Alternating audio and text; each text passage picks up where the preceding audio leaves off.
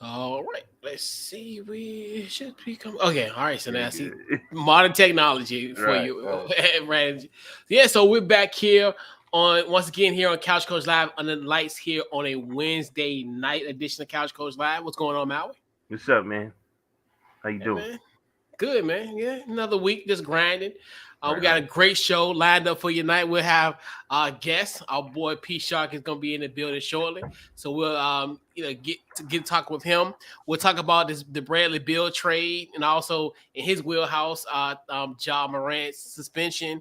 We'll also talk about Kevin Garnett defending Zion Williamson, and we're gonna ask the $1 million question: is Zion a generational talent, and what is a generational talent? What is the I think, generational stuff? Right, yeah, we definitely going to talk about that in the show tonight. right. And then, guys, I'm sorry, this is the second week in a row. We're gonna talk about NCAA 25. We're about to go down another rabbit hole. I'm so sorry if NCAA football 25 is very near and dear to me.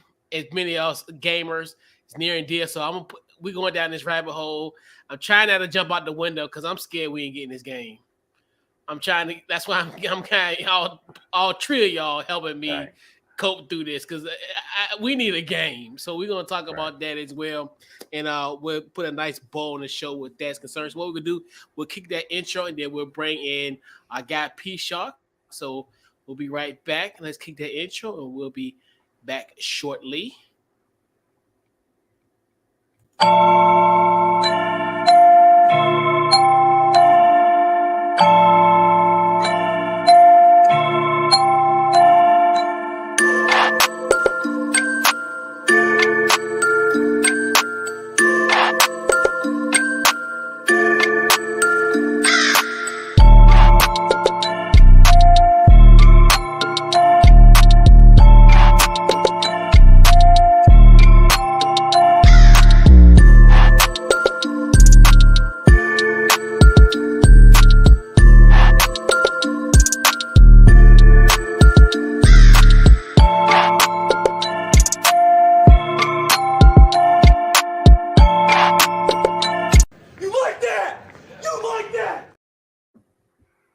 Yes, and we like that. And we're here back here on Couch Coach Live. Before we get started, this week's Couch Coach Live is powered by the good folks at Goalie. Head over to goalie.com and goalie.com. Use our promo code Couch Coach to get yourself 10% off at checkout. So we're back here on Couch Coach Live. Let's see.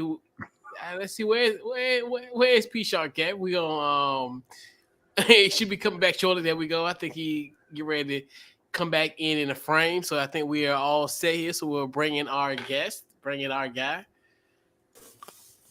What's going on, P Shark? I ain't what to do. How y'all doing? I'm good, man. Representing that 901. What's going on, my boy? Nothing much, man. It's always good, man. Appreciate the invite, Chris. Nice to meet you, Maui. What's up, homie? Yo, so we here back in again. I got P Shark. Let's be real media. What's going on, man? Hey, not much to try. Hey, life. For sure. So we definitely got to talk about this. It's funny, we're less than 24 hours away from the NBA draft, and we always know there's always going to be some NBA headline stories that kind of garner some stuff pre-draft. So Bradley Beal. So Bradley Beal was traded to the Phoenix Suns. Obviously, in that deal, the Suns did receive Bradley Beal, Jordan Goodwin, and our guy Isaiah Todd, John Marshall, stand up 804 legend for real, prep legend in 804. And also the Wizards end up getting Chris Paul, Landry Shamet, multiple second round picks, and multiple pick swaps. I'm gonna go with you first, B Chalk. Your thoughts on this trade for the Suns getting Bradley Beal and now having a quasi big three in Phoenix? First off, a wild trade. I guess Bradley Beal somehow negotiated a no trade clause. And he got to choose where he wanted to go. And me, I'm a Jimmy Butler fan, so I want him to go to Miami, join up with Jimmy. But seeing as I saw second round picks involved, I knew like Miami offered first round picks. I knew they were trying not to offer Tyler Hero. So they let me know like he chose to go to Phoenix for them to get some second round picks back for him. So really, I mean, I don't know if it really helps Phoenix. I think in my opinion, they're still the same. They still need more around the three. And that's a heck of a big three to have. So don't get that twisted. But I don't know if that makes them better than Denver. And you really need a better big man or a big man that's more engaged than Ayton. And that might be the key to everything. You didn't trade Ayton in that trade. So you can use him to get back multiple pieces to kind of fit out the rest of your roster. So that might be the key for the rest of the way for them. As for Washington, they screwed themselves up by giving them no trade clause. It started there, and now, I don't even know. I talked to somebody today. I was like, I don't know if you call it a rebuild. I don't even know what you call it. It's worse than a rebuild. You trade your best player, you pretty much got nothing. So you got to hope that you can get some value with Chris Paul. You got a little bit back. The trade happened today with Kristaps Porzingis, but it's still based on what you probably should get back for two players of that caliber. They didn't get anything back nearly to what you would think that they should get for a rebuild. Yeah. What you got, Maui? What your thoughts on this trade? P right, man. They basically the same. Like I felt like Phoenix's secret was like Malik. I might say it's wrong, but I'm not messing his name up. Malik Bridges. And I looked at the numbers; it's almost identical. You know what I mean? Their height is about the same. So now he basically got I don't want to say a better Bridges, but I'm going to say a better Bridges. You know what I mean? You know what I mean? And so, like, it basically really is. It's just that they got KD. He basically is KD is definitely a better Cam. You know what I mean? So, and I think by they kept assistant coach there, and then by having Frank Vogel there, I think Frank Vogel is really going to help somehow. I think he's going to help. I know everybody's saying that they might get rid of Ayton, but I think he may help Ayton because he's always played. He played basketball a specific way, and he can go through the big man. Like he's always had big guys, and when he has a nice sized big man, he tends to do well. I'm talking about Frank Vogel. Like he's with Hibbert, you know what I'm saying? McGee had his best year in LA with Frank Vogel being there. So everybody's saying the issue with the Suns now is they worried about defense. And I'm like, you got KD there. I think Booker could play a little defense. And I think Bill, you got to understand, Bill, when you are the star player, like Bill's probably like, bet, I'm still going to get paid. All I got to do really is play a little defense, team defense, and shoot. Because he's really a shooter. You know what I mean? That's what I know him for. And he's like, all I got to do is knock down some shots and play some team defense. Man, life is going to be so much better for me than it was when I was playing with the Wizards. You know what I'm saying? So I think, I don't know how the Wizards is going to be, but I think Chris Paul may play better with guys that are not really stars. Like he did good with OKC to me. Not saying OKC had no stars, but I'm going to say OKC didn't have no stars. You know what I mean? But I think he did well with them. I think they overachieved when he played there. You know what I mean? That's my take on it. Then I think their owner was when he basically gave them the no trade clause. I think John Wall and Beal. I don't know if he just was a team or a player's owner or something like that, but he seemed like he really looked out for them because I think that kind of messed John Wall up getting that big contract. You know what I mean? It was hard for people to trade him, and I think it made him look a specific way. People forgot how good John Wall was. That's my take, though. I'm sorry. Yeah. One thing I think about, the Lord work in mysterious ways. Right. Because at the end of the day, I'm so glad Monty Williams got fired. He can go to Detroit. He getting more money. He got access to the private jet. He getting health care. Because Lord knows this Phoenix thing is going to be a mess. I mean, so? Yes, because the thing about it is, especially like how Frank Vogel wants to play like defensively, he's a liability. Yeah. These guys are liabilities. The only thing about it that I don't like about this is like almost with P. Shark analysis with it. They got to do something with Aiden. They got to get some pieces because they can't. There won't be no mid-level guys that they can get because there's those three guys command so much. Well, really the four guys really absorb all the cap. So they're gonna get minimum guys.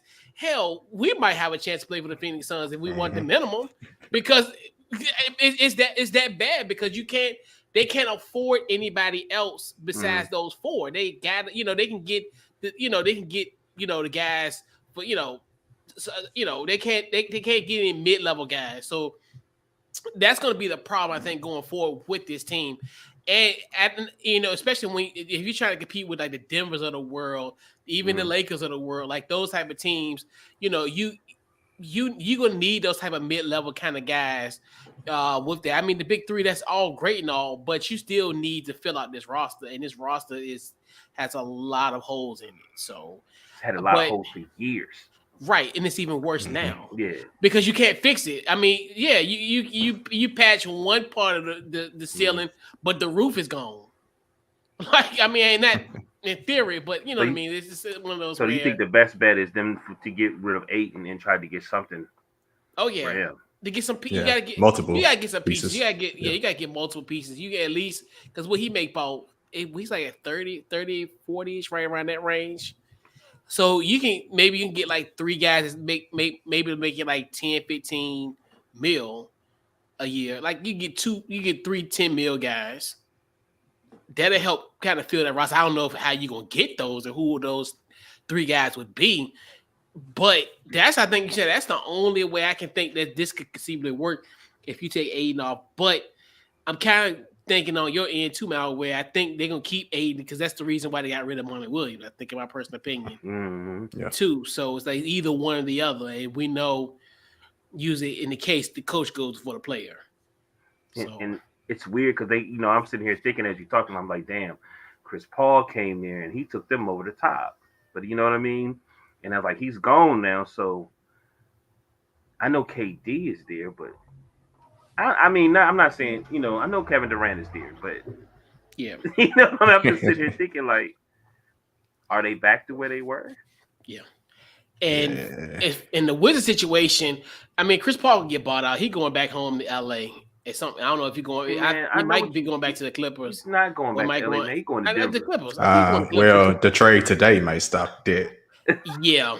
So also too, I did want to kind of talk about. I know you talked about a little bit earlier, Pichot. Also too, just from the angle from the Wizards' perspective, where they trade another piece, Porzingis, to Boston, and then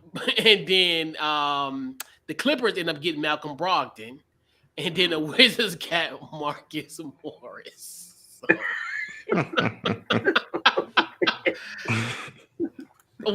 And I understand the Wizards are going through a whole overall. They got a new GM and all that, but I mean, we have to talk to this Wizards of how bad this Wizards team going to be. I'm gonna go with you first, P-Shark. How bad it's going to be this year? And I want to say who's that? Charlotte had 10 wins one year. The Wizards might have a shot at it, but let's see how the rest of the offseason go, because you can get a bunch of gritty players like how Brooklyn got last year. You can get a bunch of guys that's gonna play hard and get you close to 20 wins. So let's see how the rest of the offseason play out. See what they, I think they had a number 8 draft pick. See if they hit on that pick and the player becomes something. Also, I think they got a first in this trade as well, a late first. I think they got the Clippers first, if I'm not mistaken. I'll double check, but they definitely got hit on their picks. Yes, this is like no room to miss. Your thoughts, Maui? Man, it's so weird because they've had chances. Like, I don't watch them. My pops watch them. You know what I mean? And he was like, they shouldn't have got rid of Dinwiddie. He said Dinwiddie was trying to be a leader of the team. Westbrook shouldn't have left. You know what I mean? Because he actually pushed them. And you know what I mean? It's a lot of little things. They've had chances just to at least make it to the play-in. And that's, it's funny. That's why I think the mentality should be for a lot of teams that you feel like is at the bottom. It's like, man, we could just get to the play-in and then figure out a way to get it to the playoffs. Anything can happen, because that's really, you can have a team that they could say is ranked or ranked 6 that probably people looking at winning a championship or 7 or something like that, and then mess around and losing the play-in. And you're like, oh man, we here. You know what I'm saying? So let's just come up with something.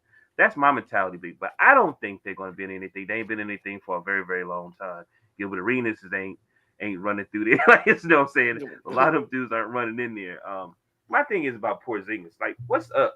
Ain't nobody gonna start talking about Porzingis. Like, I believe there's opportunity there for him. He's a big boy. He can shoot, but he just get hurt too much. Like, yeah. What's going on? Like, I know one. Yeah, I know. Yeah, I know one thing. It's gonna take the heat off the Commanders because Lord knows the Wizards gonna be the worst team in the district. So the pressure has been lifted. We can play some football and don't get criticized, honestly. But it's gonna be terrible. It's like the Wizards gonna be, but I know they understand that they gotta, rebuild. And they go, essentially clean house. This roster is gonna be it's gonna be a rough year this year. And who's the best player right now? Like I mean, technically, he's still there. He's still there. He's still there for now. Because think about it, Rui. I mean, Rui wasn't working out, but you trade him to the Lakers, and you see what he's doing in the playoffs. I don't know who would be their best player. Like, I mean, I don't know. You know what? I now want to go down a rabbit hole. Denny, because probably Kuzma. But he opted out. He opted out. Oh, that's right. He opted out. That's right. And you know what? I don't know. You know what? Monty Moore is there, right? Monty Morris, yeah. What's the other dude that got traded? I think from the Suns. Landry Shamet. Shamet, yeah, that's their best player. Yeah, I don't know. I mean, Monty Morris. Who else you got on there? Daniel Gafford. He was a Bull once upon a time. He was all right. I mean, Anthony Gill. Yeah, Denny. You know what? Denny might be their best player. I mean, we say it in the jokingly manner, but it's kind of true. I mean, not really. But yeah. But yeah, the one I really feel really bad for is like Wes Unseld Jr. I don't think he's gonna survive this cleanup with the Wizards. So, and that's how I'm just like, usually when these happen, there's always somebody that's gonna be in the crossfire, and I think it's gonna be Wes Unseld Jr. So what do you think they really trying to do? Like, are they trying to get some free agents? Like, what are they doing? Maybe just clean the house. Yeah, because they got a new GM.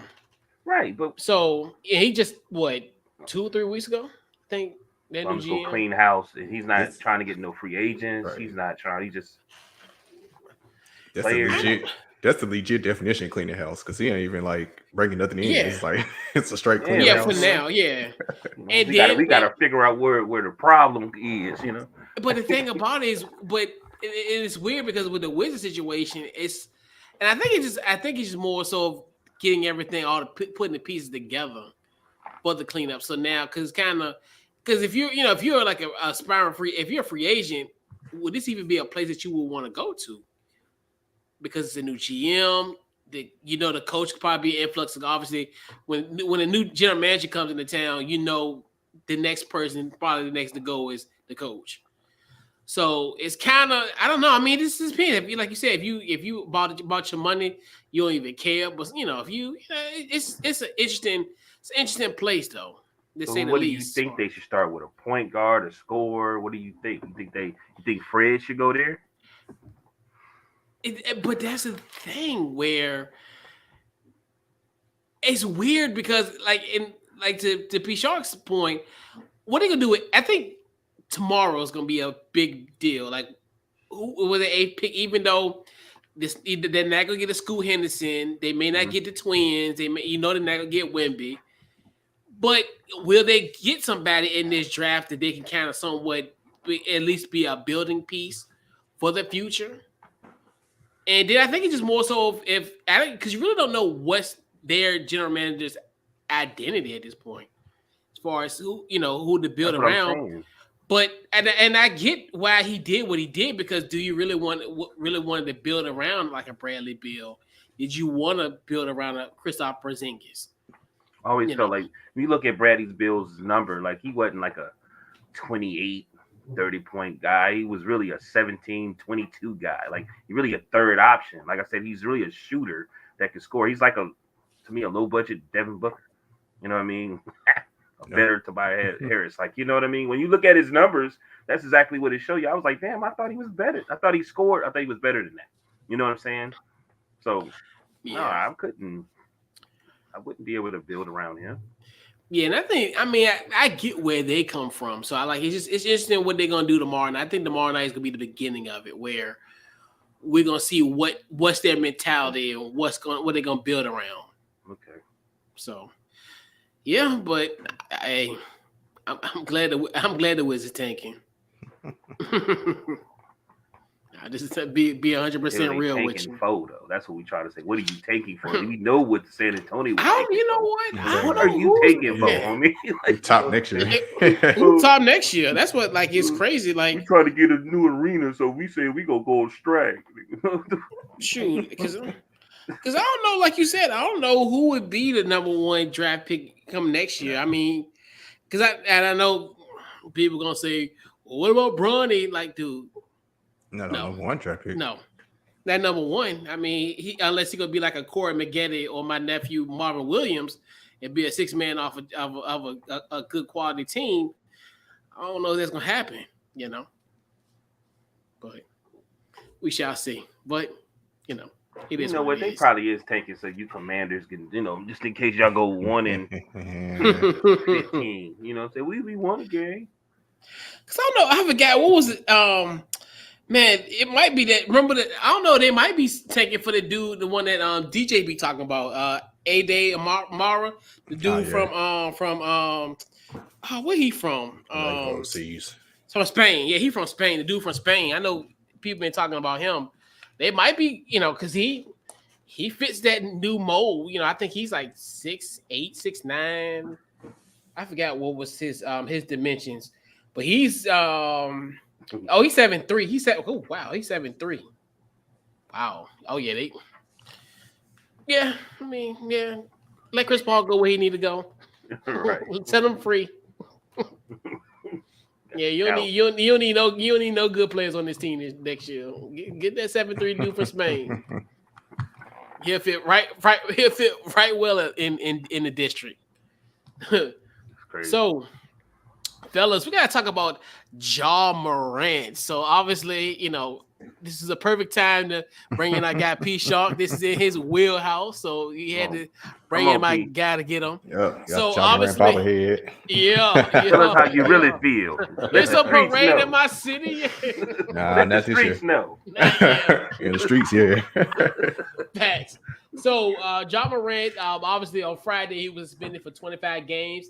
And this stems from after the Instagram live video day before Mother's Day, where he was on IG Live displaying a gun. And obviously other past discretions. He was previously suspended 8 games for him flashing a gun on Instagram Live in February. I think it was February or March. It was in March. At a Colorado strip club. So obviously in that, so he'll be suspended for the 25 games for the first 25 games of the 2023-24 NBA season. He'll lose up to $7.6 million. And with that suspension, he won't be eligible for any NBA awards or an all-star game appearance. So, did they get it right, P-Shark, or no? Yep, I think they did. I know some were thinking, well, it's everybody all over the place. Some people think he got too much. A lot of people think he didn't get enough. I think 25 games is just about what I thought. I knew there's no way, Miles Bridges got 30 games and he actually had domestic assault or domestic violence. I knew if he got that, the Players Association already trying to get him to appeal this one. If he got that, it would have been a revolt. That was like, ain't no way, because he technically still hadn't actually committed an actual crime. But the optics of it, you just playing a gun and goes off of everything he's done over the last year that, living in Memphis. I started to find out about the Indiana Pacers incident. Then you go back to last summer, we heard about the whole thing with the high school kid. And I didn't know a gun was involved on that one until recently in March after his first incident on Instagram Live. Then he had the stuff going on. His sister had a volleyball game or basketball game, some got into it with someone, and he got called up there.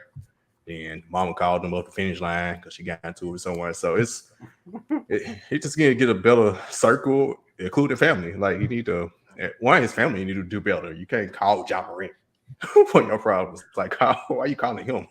Then you go to his friends, D-Tap. That's the guy. The last video, that was the friend that he was the one that got kicked out the FedEx Forum, pretty much for the rest of the season, banned for that Indiana Pacers incident. So he just got to. Now he's going through the young phase, more than most young NBA players go through, and.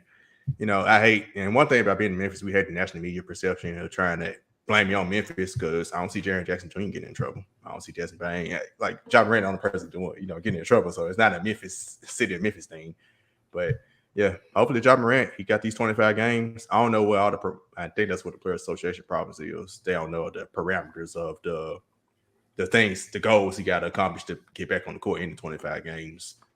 So, I mean, I'm hoping that it's actually real stuff that he's actually going to do and not just go to a resort wherever he went to in Florida for a week, then come back and say, hey, everything good. No, actually think about your decisions and actually get better. So I'm just hoping and, hoping he actually gets better this time and do better because do something else again, get in trouble again, you get in the problem the whole season. So you better go ahead and think about your actions now and get in line if you want to be a superstar in the NBA for a long time. For sure. Maui, what's your thoughts on Ja? I don't think it was too much, man. I really think it's as much because I think Adam Silver is understanding guy, and he made him look bad. You know what I mean? And that's part of it. And it's like me personally, something like that happened to somebody close to me, and I was like, man, you probably need to sit him on the bench. Don't put him on punishment and blah blah blah, but let him sit on the bench and let him watch his team lose by him not being able to play. You know what I mean? And that crushed him. You know what I mean? And he changed right after that. I think that's the other thing. You could say fine, but it's something, man. Like for me, I always say people forget. They act like we forget about the past, and it's like this is basically a lot of stars and celebrities do that, especially athletes when. From the time they come in, we always praising him because Memphis did change, and then you was looking at another player that went number one that we're going to talk about later, and it just seemed like Josh should have been the number one pick, almost you know what I mean? And everything was happening. You could see, you felt the energy. They had swag, but the only issue is they did not have any veteran players on that team. I would like to see some better assistant coaches too, because we're starting to see how important his assistant coaches is. Because what was it, Popeye Jones? What's his name? That was a Denver coach that was crying. Those assistant coaches are very, very important because I'm sure they deal with certain players that have, because nobody on that team, everybody have their own mental their own perception, perspective. They own mental toughness. Some people you can't yell at. Some people you can't be straight up. You got to talk to them a certain way. It's very important. You know what I mean? You have to realize some people come from different backgrounds, so you can't talk to them a certain way. You know what I mean? That's very important. You know what I mean? And that's one of the main things. I don't think they had any veteran players that was able to. I mean, you had Steven Adams. You know what I'm saying? But he tried. You know what I mean? I got your back. He tried, but it just didn't work out. So I hate to say that I'm happy this happened, but it's a bunch of players, man. Dennis Rodman, Ron Artest. We can go on and on and on that went through this. I remember Ron Artest said he wanted to take off for a year to promote his CD. Yeah, I remember that. You know what I'm saying? Yeah. We've seen this before, so it's you can at least show, hey, man, it ain't the end of the world. A lot of these guys did these things. That you can overcome. I think Ron Artest is a perfect person to go talk to him.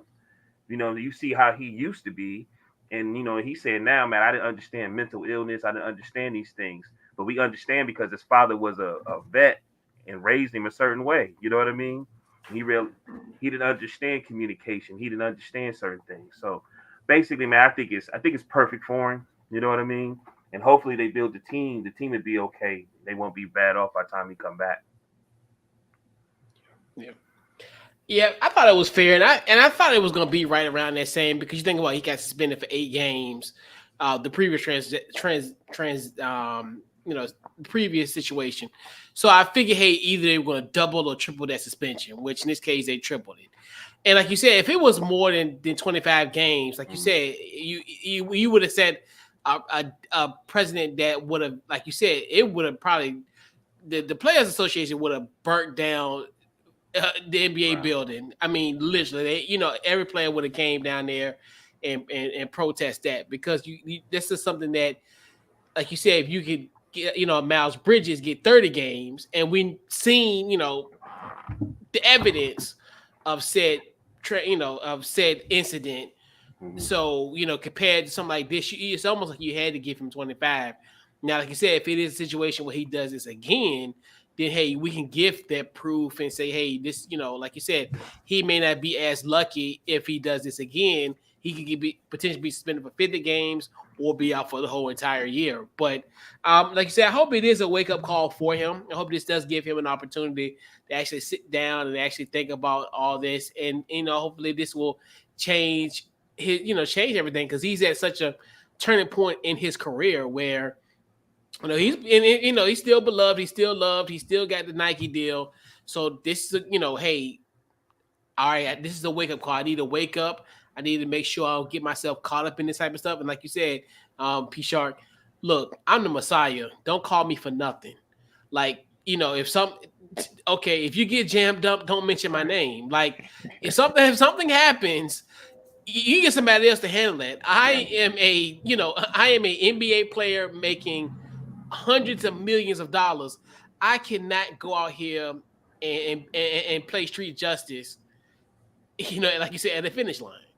So, and that's one thing too, where you got to realize the circle that he's around too, and he got to reevaluate. It's like he got a lot to reevaluate, because this is one of those where it can be a really dangerous situation for him. And, especially how this world is set up, where, especially like the perception when it comes to guns, and, they know you got it. So they they might try to pull something on you. Right. And they know, if you pull it, that mean pause. Pause. Wow for that. Wow for that, Wood. Yeah. Wow. Pause. No, but like they know if you're in the position that you're gonna shoot first and ask questions last, in the sense, without the vernacular. But you pull that gun out now, you do anything like that, these camera phones are on you. Right. They're gonna be on you. Yeah. And people gonna pay to get those pictures too. Yeah. Yep. And like you said, and because that could be a situation, right? It's so many things that he can open himself up to in the event if those type of transactions happen, transgressions happen again. Right. And you just hoping, like, he can, this is the perfect time. Like you said, hope this is an opportunity where he can reach out to guys like vets. He can reach out to people to, and get that type of mentorship that he needs. And, and like you said, let it be actionable stuff. Don't let it, like you said, be in the facility and then, talk with Jalen Rose a week later, that type of stuff. So, right. I just hope the best for him, because this is such a turning point for his career. And I want him to have that longevity. I want him to be the face of Memphis. I want him to be the face of this team. I want him to be a star, because, especially, we're at a point now where we got, Steph and LeBron is getting ready, lead this league soon.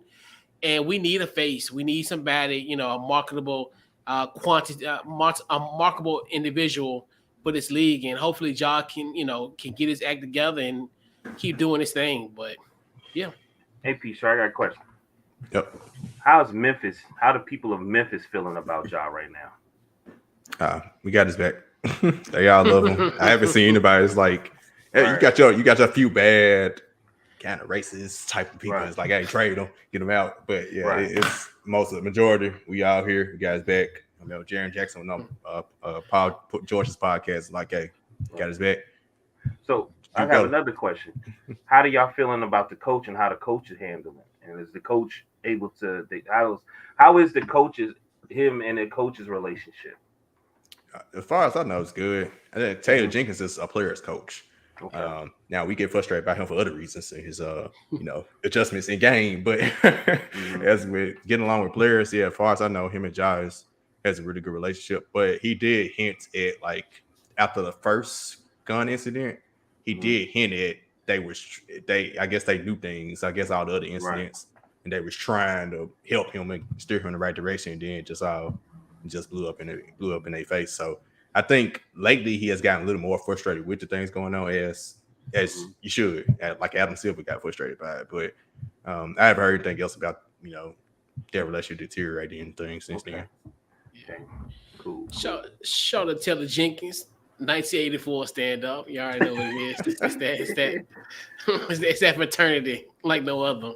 One more. What do you think Memphis need, man? Because I'm sure y'all losing Dylan Brooks, right? Yes. Allegedly. We've been on him for a while. What do y'all need then to get over? We need a true a veteran. I've been asking for a veteran since we traded Jay Crowder. And Jay Crowder was the perfect veteran Ja's rookie year. And Ja really they had a tight relationship. Ja looked up to him. And I really feel like we should just kill him. You know why I say that? Because that's exactly what happened to Rondo. When they got rid of Perkins, Rondo changed and he became a problem. You know that? Mm-hmm. That's so interesting. And you know what?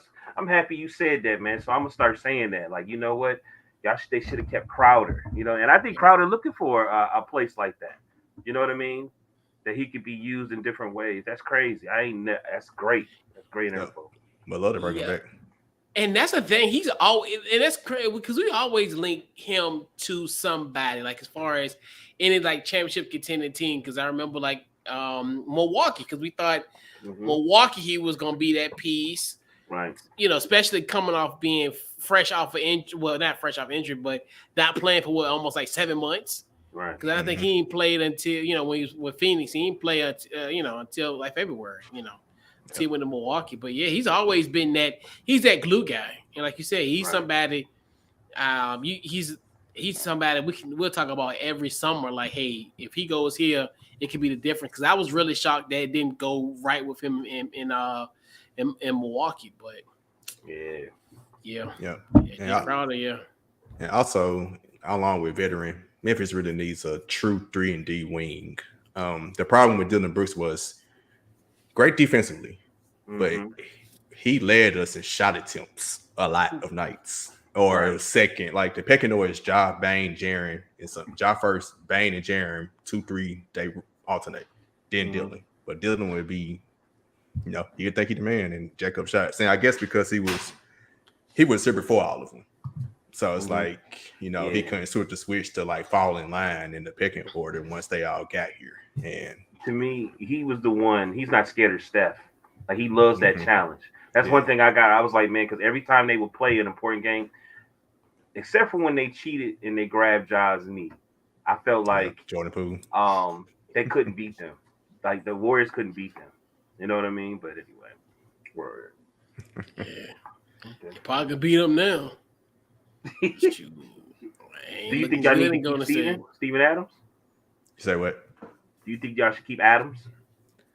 I'm either way. I think I don't mind for keeping him, but I put it this way. Our GM said we built around Jaren, Ja, and Bane. After that, whoever come and goes, as long as it's fit around them three. Let's go, Lakers. Go get Adams. He just said it. That's all we need. Yeah. Because the thing is, they had this knee injury under wraps, and we still are kind of is he okay? Because he was supposed to come back this season. Then all of a sudden, it's he out for the season. It's hold on. So is this a long-term thing?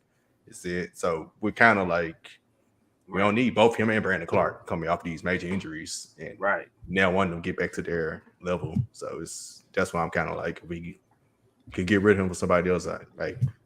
Do what you gotta do. He can come off the bench. Let's go, baby.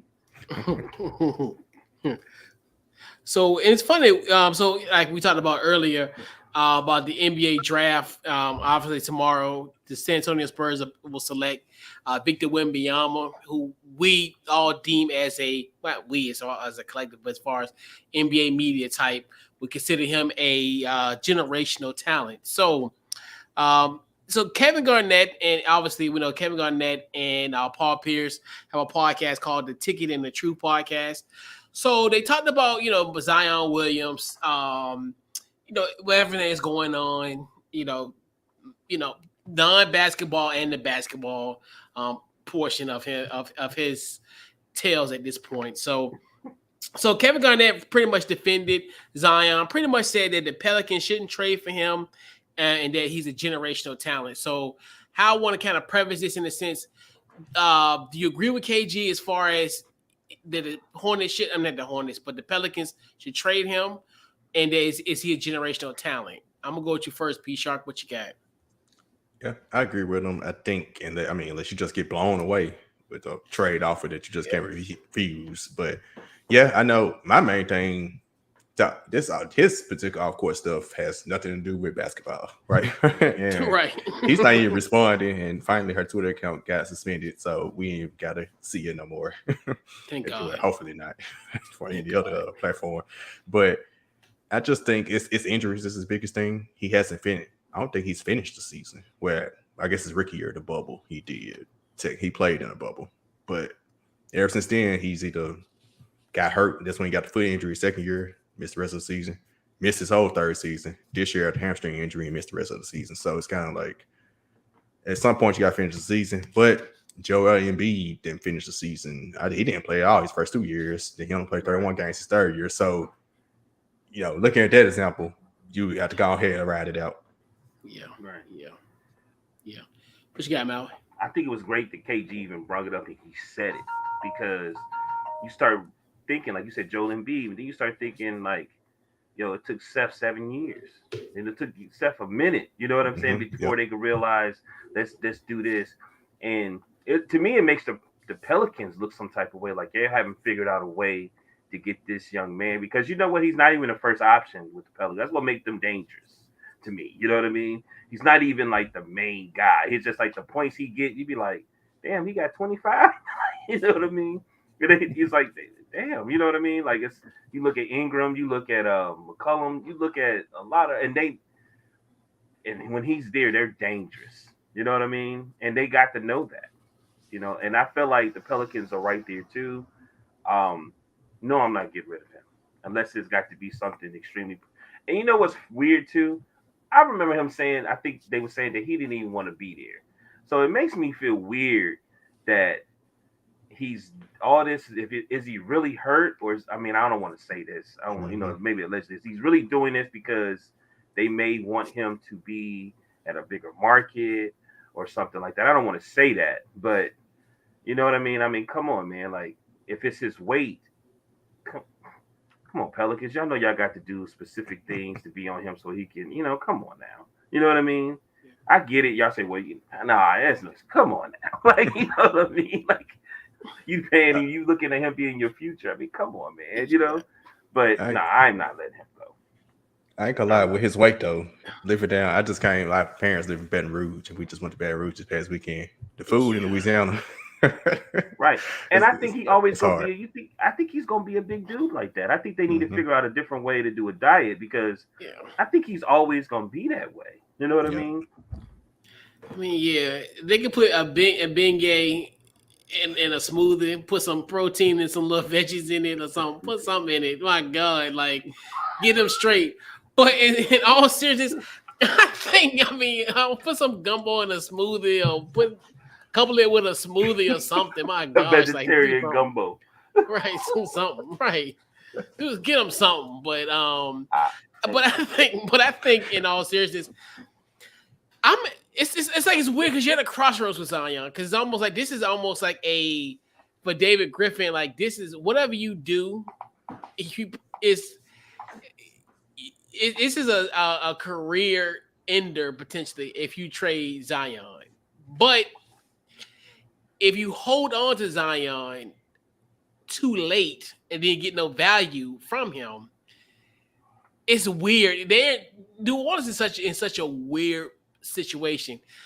If you look at the production that he did when he's healthy, there would be no question that he would stay. But the question is, if we have the same issue that happens again, where you play great this year and then you lose and you miss half the season, that value can somewhat be diminished again. So it's kind of one of those, like you said, it's got to be a knock me off my feet type of deal. It's got to be multiple picks, multiple, at least a perennial all-star. I don't even say perennial. I think perennial might be too much of an ask. but an all-star caliber player and some draft picks because whatever David Griffin does or don't do, it could be potentially a career ender for him. And a lot of it too, and I understand like the diet and all that, but it also comes down to him as well too in some of these situations as well. But like you said, but that's what the staff is for in a sense, where that's what their job is to do these type of things.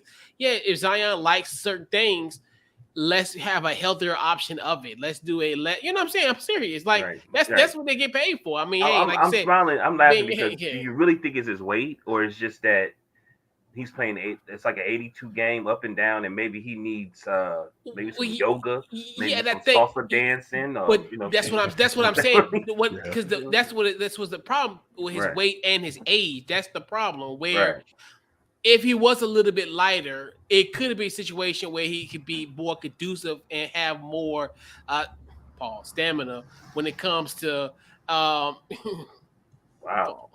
But when it comes, as far as the injury stuff, because with his weight, that puts pressure on the knees, the joints, those issues that he's having. Okay. And like you said, and that might be, like you said, a testament to their training staff as well. Like he might be a situation where he might need to do yoga, he might need to do something like those type of activities.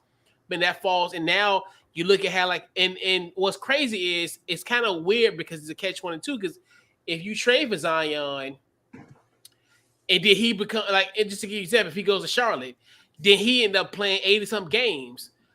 That's gonna be a testament to your training staff because you already have somewhat of a reputation when it comes to Anthony Davis. Because remember, Anthony Davis was almost eerily similar, where he really couldn't get healthy. Damn. So you think to yourself, okay, well, is this a Pelicans thing? Like as far as so now you're looking at it from that standpoint. So either way, it's that's why. I always think general manager is a nice position, but I would not want to be in David Griffin's shoes, especially on like a night like tonight. Like all of them got hurt. Remember that Cousins got hurt. Yeah, he got hurt, and Rondo, right? Wasn't it all of them? I mean, yeah, because I think because that's right, because Boogie tore his Achilles there. Yeah. That's right. But oh my God! I guess to be fair, Boogie and Anthony Davis still kept getting hurt afterwards. So that's true. That's true too. Yeah, so right. But like I said, but if Zion goes somewhere else and he's playing 82 games a year, that's gonna be. Don't trade him to Philly. Don't trade him to Chicago because they got the deep dish. Don't trade. I'm sorry. You can't trade him anywhere. I mean, hell. I mean, don't trade him to Memphis. Hell no, you can't. No, man. Oh, we had a rough time in Memphis. No, we had a rough time. Because remember, I told you, Parish, about when I about Broadway. Man, I was in a food coma, dog. I was like, I had to go to Smoothie King for like 2 days straight to get myself together. No man, no sir. That much food, and this lady, she conned me from the peach cobbler to the cornbread. She was like, Martin Luther King loved my cornbread. Bro, yeah. Malcolm X loved my fried fish. I don't know where he goes as far as when it comes from a foodie standpoint. He can't escape it. Like, you see that meme in Wendy's? Huh? Somebody took a picture of him at Wendy's. For real? Oh yeah. Boy. Hey, get your money, Zion. Hey, that's a beast out there. But yeah, I think it's something now. It's got to. But that's what's messed up from what I'm hearing. Watching podcasts, like a lot of these young guys, they have these trainers and they have setups of how they're going to train and all these things. And it's like, did he not train when he was younger? Did he not have a setup? You know what I mean? I mean, he was bigger than everybody. You clearly could see that, and he can out-jump everybody. Yeah, I mean, he had a great upbringing because his stepfather played ball back in the day. His mother was a track athlete. Maybe somebody at Duke can help you in training wise. I mean, I think it's the people in the organization. I think when it mostly boils down to, I guarantee you, Coach K would have got this. Coach K would have got him in line. Even though, like I said, I was never like a big Coach K fan, but I know one thing: he is tough as I don't know what. Right. And he would have got the best out of Zion. So Coach K wouldn't have let this fly. Coach K, he would have put him on a diet. He would have did something. I'll put it that way. So, yeah, this different. I think it's crazy because, like, to me, it's like, this on you, bro. This on you. Right. Because, like, dude, I couldn't see Coach K putting up with something like this. One more question. Do you feel like if he lose weight, that he would have to change his game up because he's 6'6"? You know what I mean? Do you think that he would be in a different position? Because he's known as a power forward now? Yeah. Yeah. I mean, it doesn't wait till necessarily mean you lose your strength. Small forward or shooting guard? It don't necessarily mean you lose your strength. You still could be strong, like built. Mm-hmm. You just got to turn your weight into muscle. Turn the fat into muscle. So I was about to have a Charles Barkley moment. I gotta recalibrate my question. Before he was traded, that was brought up. I forgot who brought it up. They was like, well, he's gonna have to lose some weight, and when he lose some weight, he ain't gonna be a power forward. He's gonna be like a small forward or a shooting guard. And then everybody kind of overlooked what he was saying. Like, man, whatever, he's gonna be all right. Because to me, I mean, he can almost literally be like almost how like Shaq was, because this is what really should have happened in him. He could be how Shaq was in Orlando. That's how he should be, like, present day. Mm-hmm. Like, he still be that big man, run the floor, this and third. Pause. But once he get like the LA Lakers, Miami Heat, he'll be, if he got older, got that weight, and he would be able to be like a post presence. But dude, gonna be 23 like next week. Like, man, he's still young, right? Mm-hmm. And that's where it's good and bad. It's like a catch-22 because he still got the time to get it right. But then if he don't get it right, it's gonna be a ticking time bomb. So that's what's going on. Both of them, Ja and him. It's been 3 years. They gotta step up and get mature. Yeah. That's what's going on, man. Yeah, because you're their age. You're like, wow, Zion still is 22 right now. Right. He'll turn 33 this week. Right. And so we do think he is. So what is a generational talent then? That's the other thing. Like, what are we looking at? I hate that. I used to say it loosely, mm-hmm. but to me, what do you deem as a like?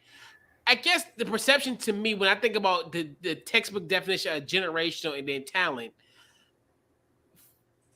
I've seen somebody like a Zion Williamson. I've seen a Sean Kemp, but I'm a millennial. Now, when it comes to a player in the Gen Z generation, have I seen somebody like Zion Williamson? No. But as a millennial, if you look at millennials, Gen X, boomers, they've seen this type of talent before. But what about from a Gen Z perspective? Now I get that part, but what you think, Pete? Man, it's a player. I would say a player that can do something that you've not necessarily never seen before, but like only like very few can do. Like, I think a generation of talent: Michael Jordan, LeBron James, Shaq. How he just truly dominated those, like the championship run with the Lakers. Even Steph Curry, like how he bought shooting and just changed the game. Like, I think generation talent, I think of somebody that can do that. And when even thinking of Zion, he first came in, like I hadn't seen nobody like that since LeBron. So he kind of fit that mold, but it just him actually showing the potential. You know, one that nobody will probably ever say is, and I'm learning that from just listening to podcasts and people talk about, was Grant Hill. They were saying how Grant Hill's first step changed the game. Mm-hmm. You know what I mean?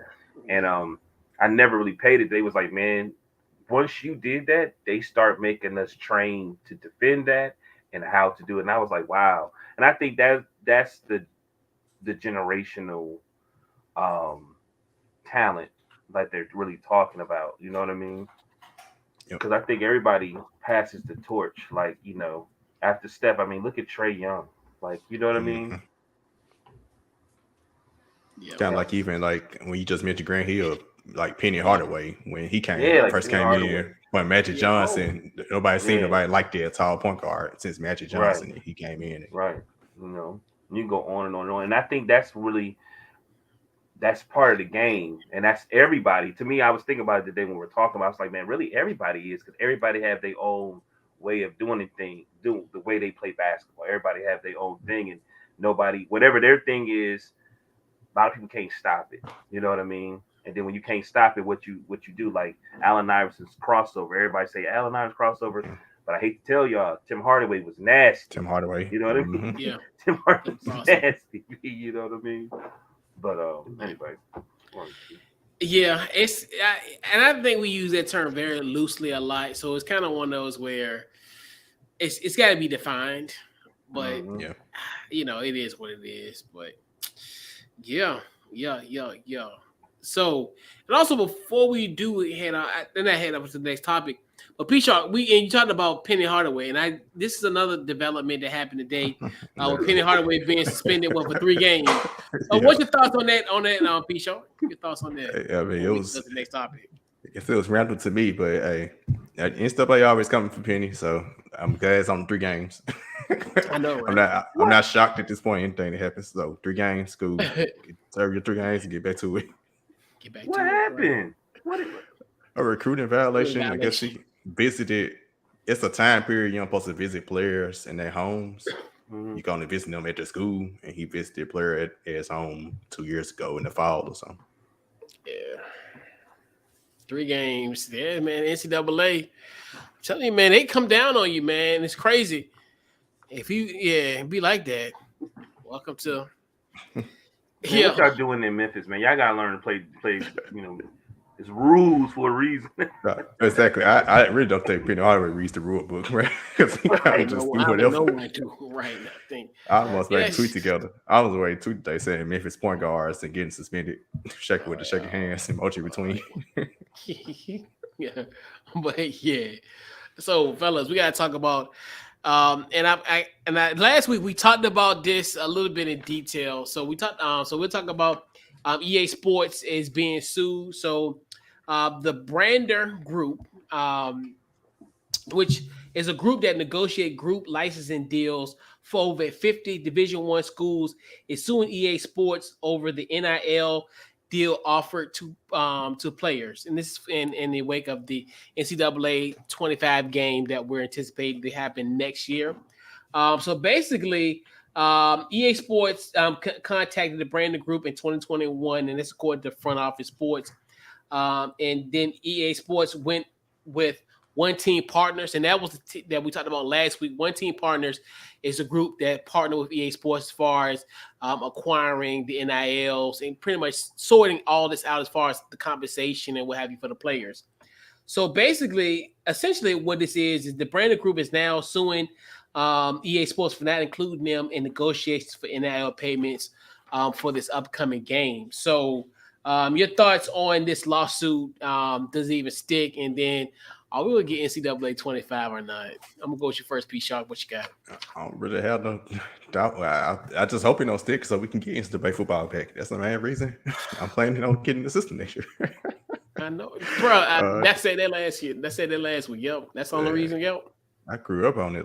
And I remember, having to find players' rosters online and trying to edit each player before we got, PlayStation 3, PlayStation 4, where you can go online and find it somewhere and download it. But this time you can actually get the players in the game like that. They got to find a way to get past this lawsuit.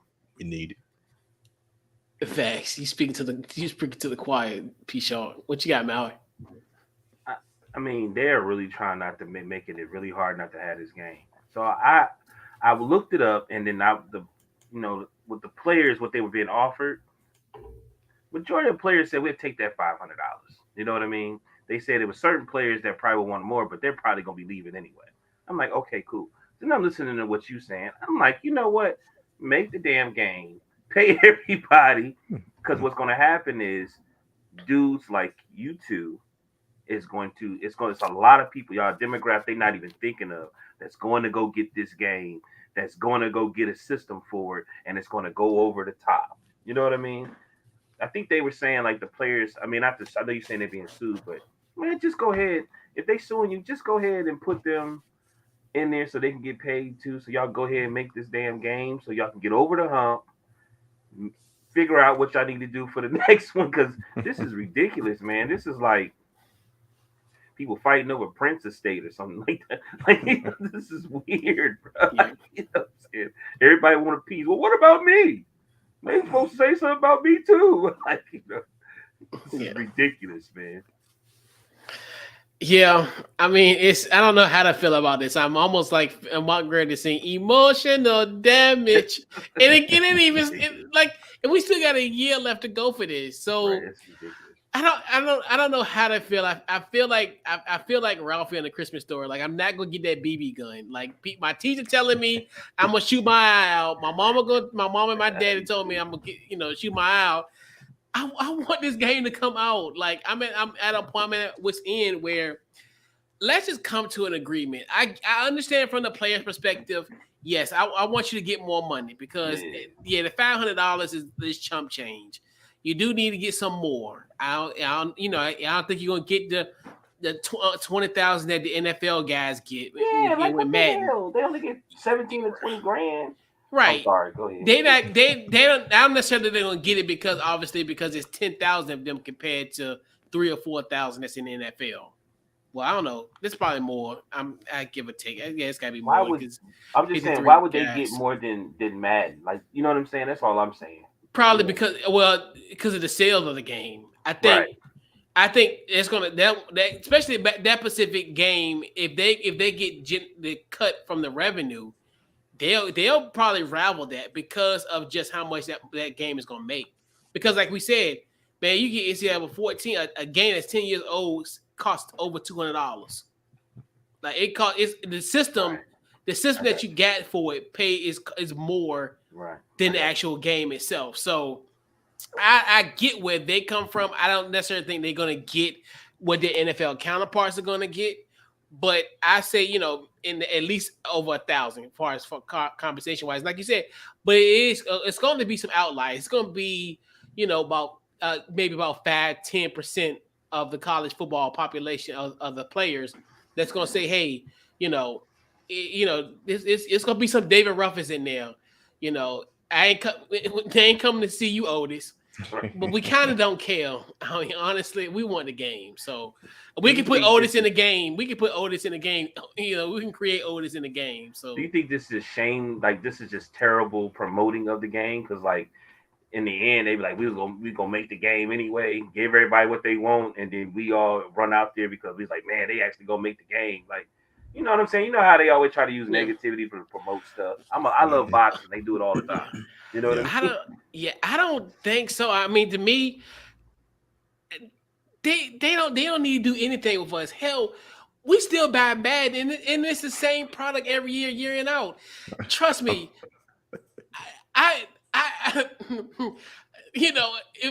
trust somebody saying they can call me right back before I would trust man going to improve. But guess what? I'm still a fool. I'm still gonna buy it. Regardless, I'm still going to put my $60 every year for the same game. All this is just different rosters and maybe different jerseys. You don't have to please us. We gullible. We green. just give us the damn game. That's true. We don't care. We don't care. Like, we don't care. Like, that's true. We don't care. Like. And that's exactly what I watched. And they were saying 80% of they said majority of the players is not tripping off that $500. Yeah. They just want to be a part of the game because some of them ain't gonna never have a chance to be on the game. They said it's the players union that is pushing it so hard because they feel they know they can. You know what I mean? Yeah. So I was like, that happened a lot. I was like, it was like the players union is really pushing that they feel that they can get more money. Yeah, it's about the leverage because they know, especially if a game in this magnitude is at the time of the release, it's going to be 11 years since the last game. So this is a good opportunity for them to strike the iron while it's hot. So I get where the players union get it, but us as the consumer, let's get it done. Just get her done. Because look, they will, man. They will. You already said that y'all green. You know what I'm saying? I mean, I'm still paying Fight Night from 2011. Right. You know, so, hey, right? Like I said, you know, like you said, y'all green, so they know that. Yeah, we fall for it. Yeah, we fall for it every year. Oh yeah, this is gonna be, you know, it ain't nothing changed. The same messed up graphics, and now you might get beat by Patrick Mahomes pass when he about to fall, which probably would piss me off. I would probably have to get a new phone. I'm gonna have to get a new TV, game system, a new wall. Might get, you know. Just imagine losing. That's why I'm kind of scared about the next gen console. I know this kind of off the rails, but that's why I'm kind of mad. Like, let's imagine you lose on a play like that. I'm gonna have to tighten up my renter's insurance because a hole it's about to be a hole in this damn wall. Because if I lose to something like that, I'm going to hell off. Like, ain't no way I'm gonna play a whole hour and then lose to Patrick Mahomes on some crap like that. I just have swollen thumbs. Yeah, the wall gonna be swollen. The wall gonna be punched. I have to get some sheetrock. Not sheetrock, but somebody up in here to patch that hole in the wall. But yeah. So fellas, let's put a bow on tonight's Couch Coach Live. So I'm gonna go around the horn, fellas. Game ball. Who gets this week's game ball for you, P Shark? What you got? I give it to Candace Parker. She made history. Only player in WNBA history that got 6,500 points, 3,000 rebounds, 1,500 assists, 600 blocks, and 500 steals. Thought that was a random stat, but Candace Parker still displaying her greatness after all these years. So, salute. Yeah, Candace, I know you married, but you still fine to me. Anytime you get bored. My bad. And I ain't pausing. Yeah. I'm sorry. The real CP3. No tea, no shade. You already know what time it is. What you got, Maui? Man, I didn't know who I was gonna give it to, and then I saw something. I'm really just giving the game ball to Tobias Taylor. He's going for the DC Defenders. He's trying out for the XFL team, so I want to send some praise, some love his way, man, and some encouragement. You know what I mean? Keep going and following your dream, man. You know, because of the pandemic, he wasn't able to. He was playing for Union. He was doing well. He wasn't able to. Go into the draft like he wanted to. So he had to do arena football and everything. So it seemed like this is an opportunity for him. So hope everything go well. Yeah. So I gotta give my game ball this week to another fellow Scorpio and a member of the October 27th Club, Lou Will. So my guy Lou Will, 3 years apart, but Lou Will retired from the NBA officially this weekend, ending a 17-year career, 3-time Sixth Man of the Year, scored the most points in off the bench in NBA history, averaged almost 14 points per game. Great NBA career, but one of the best things about Lou Will is that flavor combination that he has at Magic City, the Lou Will lemon pepper barbecue. If lemon pepper and honey barbecue had a baby, it would be these wings. So how they taste? Scrumptious. I wanted to go this time when I was down in Atlanta, but I think I'll be back in October. I think I'll make a Magic City Monday trip down there, make a voyage back to Atlanta for that. So yeah, Lou Will, those wings are delectable. They're pretty good, and I'm not a wing guy. Just imagine if he had that flavor in a boneless wing, bro. I probably would have got some chip to the crib. Pause.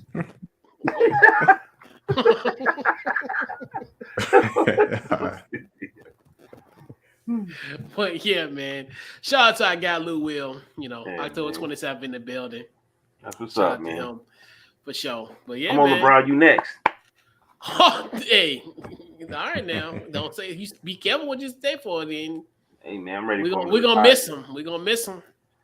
Don't do that because now I'm thinking, good Lord, because my only hope is him and Andre Iguodala. And my last two 84 guys, Lord, if they retire, that's gonna make me really feel old.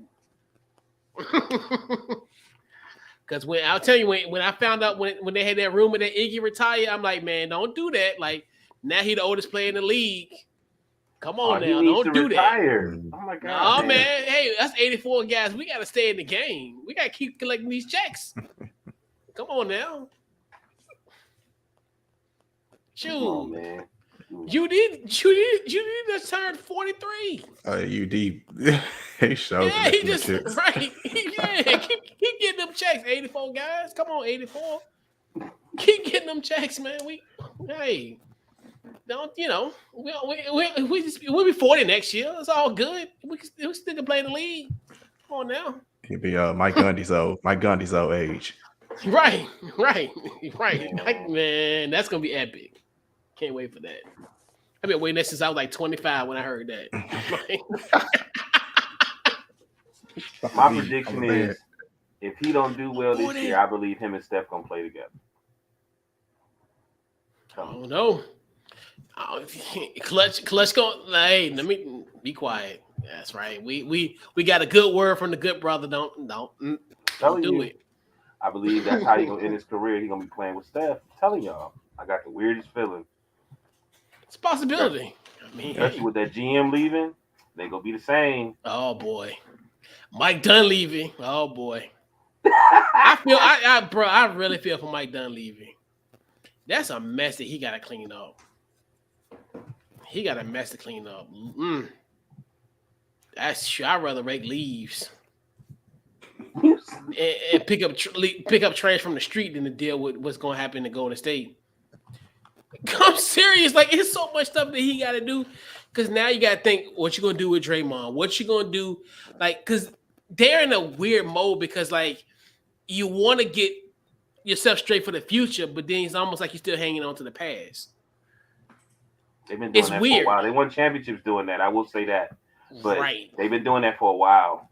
Like, they let Wiseman go. Like, yeah, like they were set up for it too. Right, yeah, but he gonna be all right in Detroit. My boy Monty gonna get him straight. I think that also, if he do well there and don't get hurt, you got to start looking at the organization. Yeah, he gonna be all right in Detroit. He found him a little home in Detroit, possibly, and hopefully Marvin Bagley III get himself together too. Because man, they could have got Luka, bro. Sacramento could have got Luka.